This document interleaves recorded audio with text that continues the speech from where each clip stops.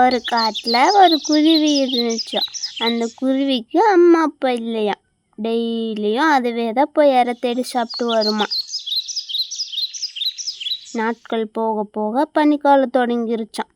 குளிர் ரொம்ப அதிகமாக இருந்ததால் அதனால் தாங்கவே முடியலையாம். குருவியோட வீடு ரொம்ப மோசமான நிலையில் இருந்துச்சான்.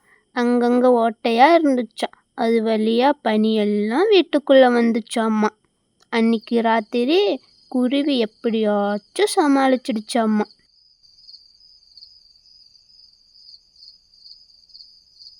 அடுத்த நாள் காலையில் எப்பயும் போல் இரை தேடி போயிடுச்சான்.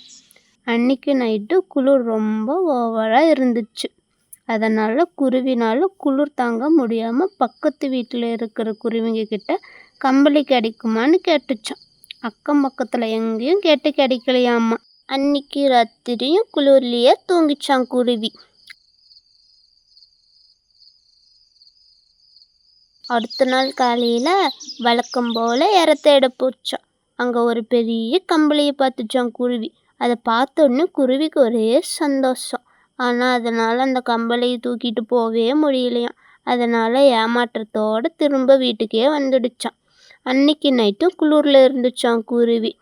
அடுத்த நாள் காலையில் ரொம்ப தூரமாக இரை தேட போச்சான் குருவி.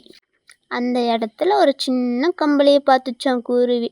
அந்த கம்பளியை அதனால் தூக்க முடிஞ்சதால் அது வீட்டுக்கு எடுத்துக்கிட்டு வந்துக்கிட்டு இருந்துச்சான். வர வழியில் ஒரு குருவி தண்ணியில் தத்தளித்துக்கிட்டு இருந்துச்சான்.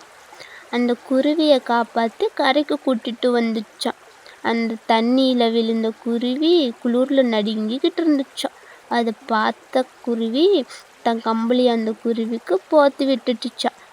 அப்புறம் அந்த குருவி அதோட வீட்டுக்கு போயிடுச்சான்.